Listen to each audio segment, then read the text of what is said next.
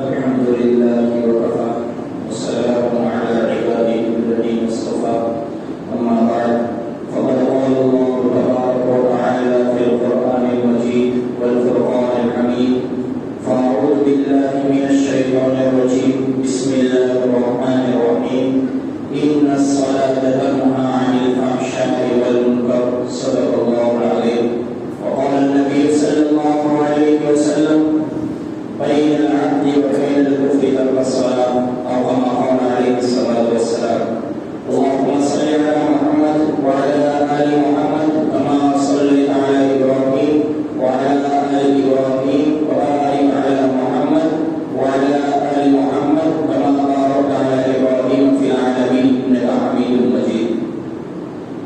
اللہ تبارک و تعالیٰ نے امت محمدیہ اور مسیح انسانیت صلی اللہ علیہ وسلم کو ہمیشہ بے انتہا نعمتوں سے نوازا اور ہمیشہ تحفوں سے سرفراز فرماتے ہیں. انہیں تحفوں میں سے سب سے اعلیٰ اور عرفہ تحفہ ایک نماز ہے.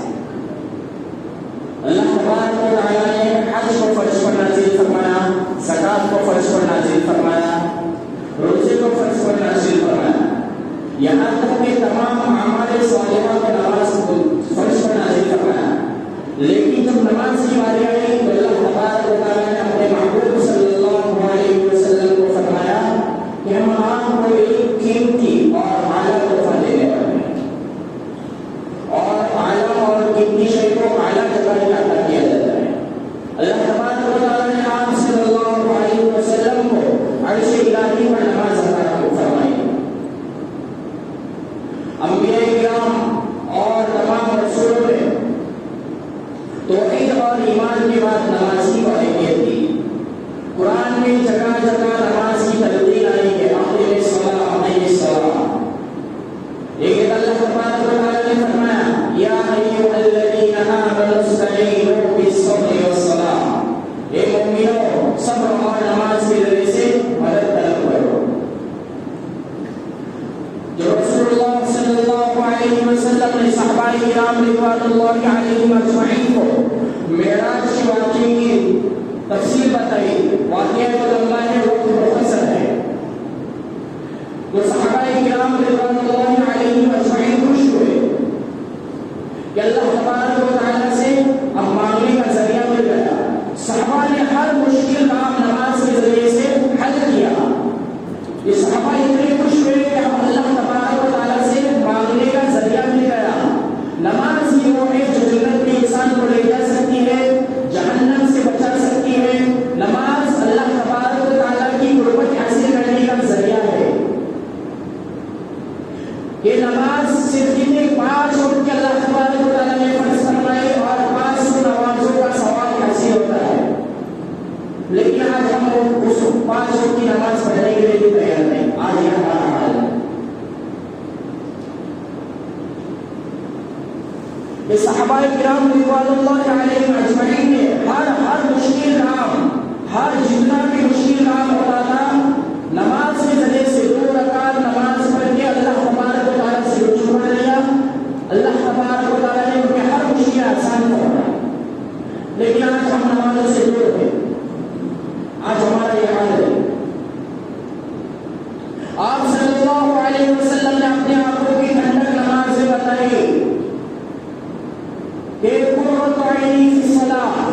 آپ صلی اللہ علیہ وسلم کی موت کا وقت ہے، پھر بھی آخری الفاظ کیا ہے؟ اقیم الصلاۃ. اے لوگوں نماز قائم کرو، میری امت نماز مت چھوڑنا. لیکن آج امت نمازیں چھوڑ رہی ہے. اپنے گھر والوں کی فکر نہیں کی جاتے وقت، اپنے اہل و عیال کی فکر نہیں کی. کیا فرمایا؟ لوگوں نماز قائم کرو، نماز کو مت چھوڑو. آج جو ہم پر مشکل حالات ہیں، یہ سب حالات یہ ہماری گناہوں کی نحوست. ہم آج نمازیں چھوڑے ہوئے کہ جب اللہ تبارک و تعالیٰ نے فرمایا، جب بندہ اللہ تبارک و تعالیٰ کے سامنے اپنا سر جھکاتا ہے تو اللہ تبارک و تعالیٰ کے رسول صلی اللہ علیہ وسلم کو ٹھنڈک ملتی ہے. آنکھوں میں ٹھنڈک آپ صلی اللہ علیہ وسلم نے نماز میں بتایا.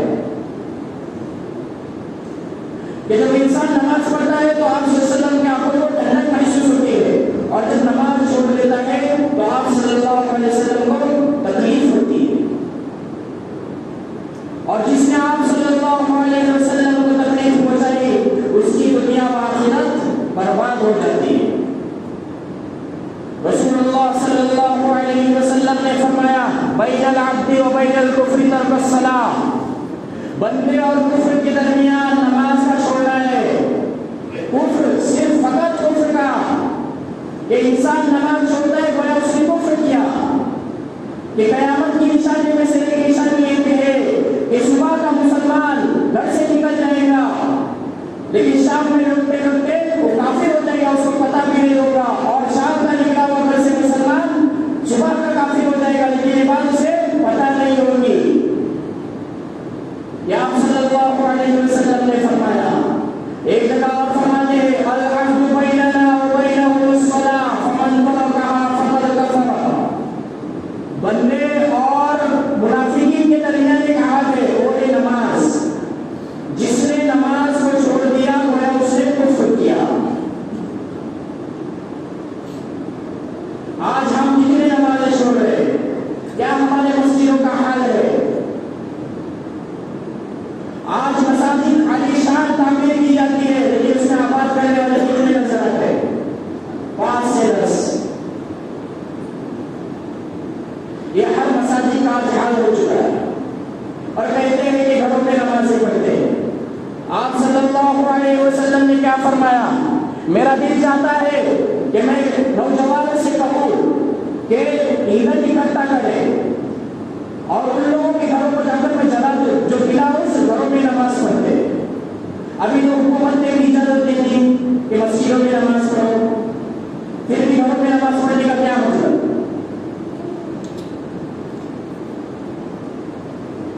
کہ ان لوگوں کے گھروں کو میں جلا دوں۔ آپ صلی اللہ علیہ وسلم نے اتنے سب الفاظ کہے۔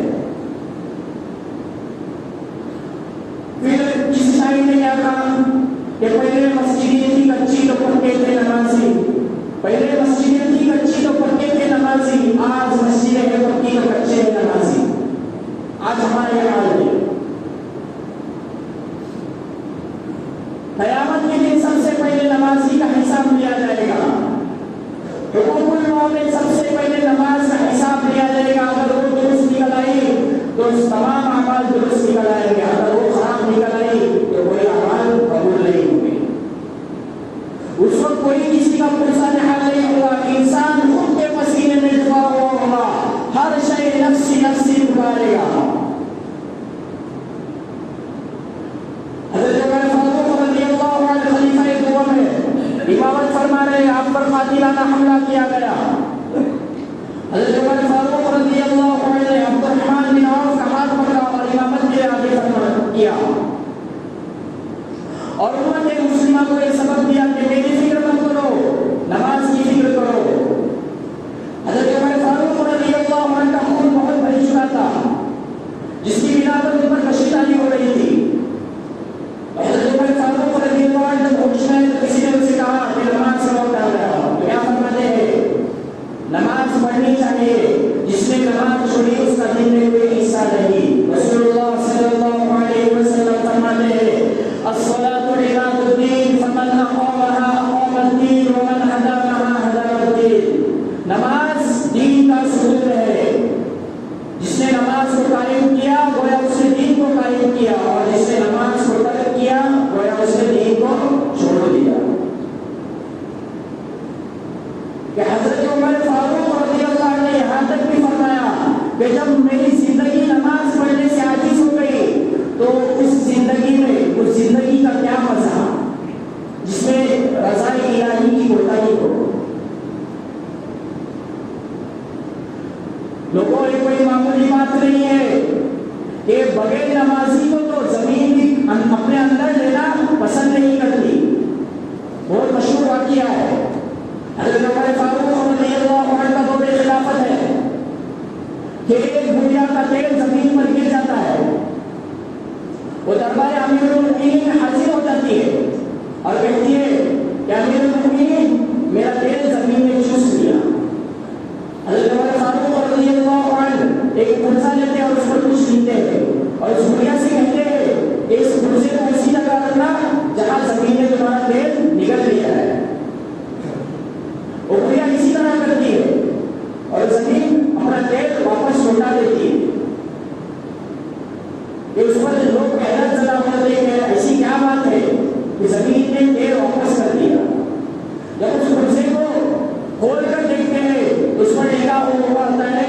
کہ زمین اس دنیا کا تیل لوٹا دے، ورنہ میں تیرے اندر ایسے شخص کو دفنا دوں گا جو نماز کو چھوڑتا ہے۔ تو سب حیرت زدہ کہ بے نمازی کو زمین بھی قبول نہیں کر رہی ہے کہ ہر ایک کو اس دنیا سے جانا ہے، سب سے پہلے نماز کا حساب ہوگا، پھر کیا ہم تیاری کر رہے ہیں؟ آج ہماری کتنی نمازیں چھوٹ رہی ہے؟ کیا حال ہے مساجد کا؟ بعض جگہ تو ایسی مساجد تعمیر بھی کرتی ہے کہ قبرستان، ویران قبرستان نظر آتے ہیں، اس میں اللہ کو یاد کرنے والے کتنے نظر آتے ہیں؟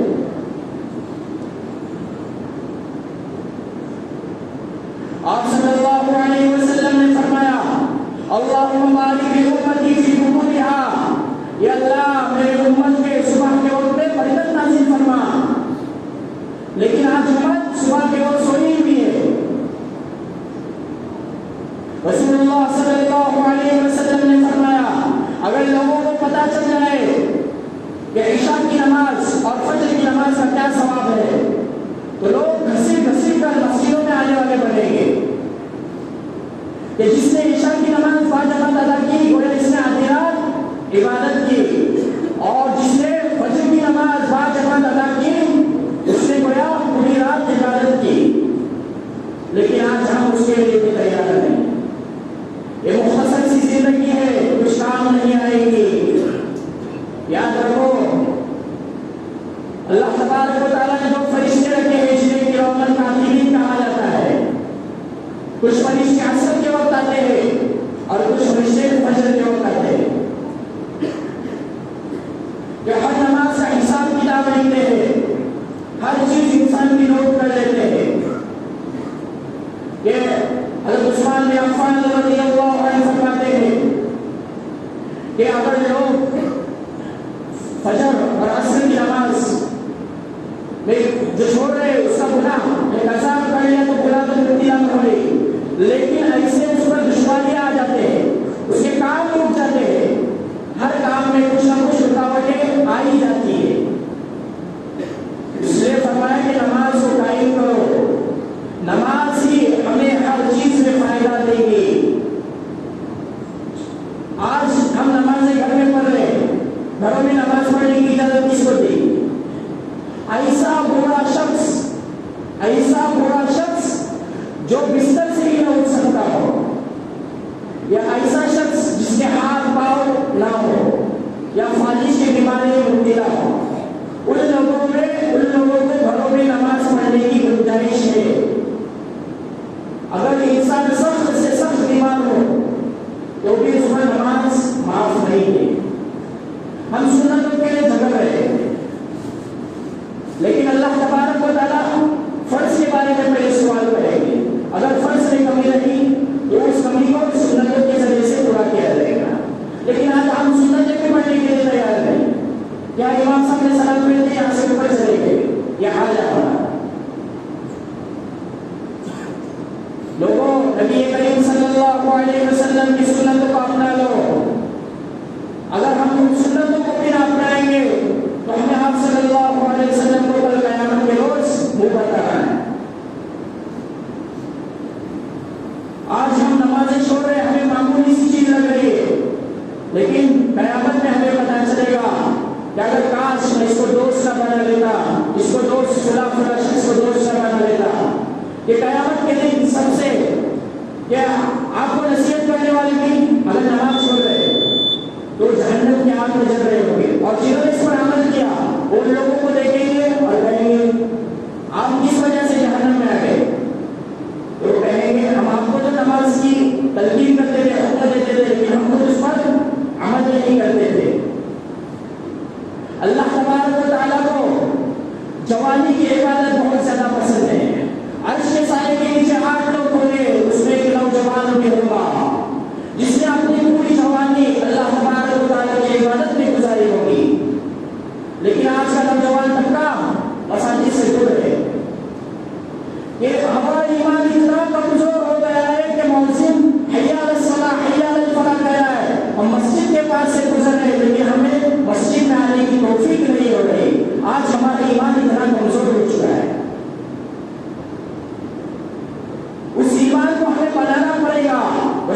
صلی اللہ علیہ وسلم نے کیا فرمایا؟ جب بچہ 7 سال کا ہو جائے تو اسے نماز کا حکم دو، نماز پڑھنے کے لیے آمادہ کرو، اور بھائی بہن ہیں تو ان کی بستر علیحدہ کرو، اور جب 10 سال کا ہو جائے تو نماز چھوڑنے کو اس کی تنبیہ کرو، ماننے کا حکم دیا۔